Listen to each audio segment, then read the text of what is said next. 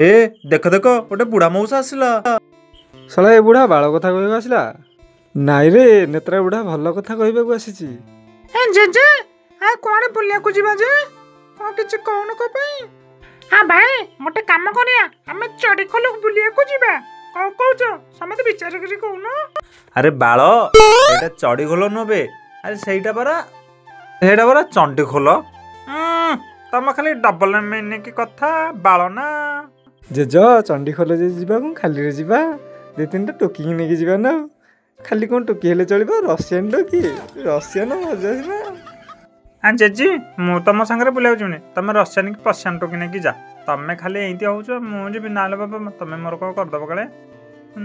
ଯାଉନ ତମେ ଭାଉଜ, ତମେ କାହିଁ ଏମିତି କୁନ୍ଥଉଛ ଯେ? ଯାହାହେଲେ ବି ଭାଉଜ ନା ଭାଉଜ। ତମେ ସେ ପିକନିକ୍ ଗଲେ ଆମ ଆଡ଼େ ଟିକେ ଆଉଯିବ ନା। ଆଉ ଟିକେ ହାଡ଼ କ'ଣ କରିବା ଯେ, ଟିକେ ଗାଧୋଇ ପାଧେଇ ହଉନି, ମାସ ସାରା ଗାଧଉନୁ, ଟିକେ ଆସ ବୁଲିବାକୁ। ଯାହାହେଲେ ବି ଦେଶୀ ନା।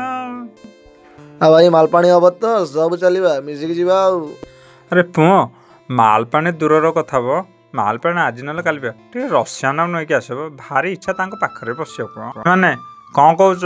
ଏ ତ ଶୀତ ପଡ଼ିଲେ ନା, ଚାଲ ରସିଆନକୁ ନେଇକି ଯିବା। ଆଉ କିଛି ଜାଗା ବୁଲିବାକୁ ଯିବା। ଯିବ ତ? ସତରେ ନା? ଆଉ ତ ସେ ରସିଆନକୁ କେତେ ଟଙ୍କା ନେବ କହୁଛି? ମୁଁ ତାଙ୍କୁ ବୁଝିଥିଲି ଯେ ଏଇନା ଫୋନ କରିକି କହିଲେ 5,000 ନେବ। ନା ରାତିଟା ନା ଗୋଟେ ରାତି ନା 2 ରାତି? ତମେ କ'ଣ 2 ରାତି କ'ଣ ଯାଉଛ ଯେ? ସିଏ କହିଲେ ପୁରା ଟୋଟାଲ ବୁଲିବ, ତମେ ଖାଲି ନେଗେଟିଭ ମାରୁଛ। ଆଉ ଚାଲ ଆମେ ବୁଲିବାକୁ ଯିବା।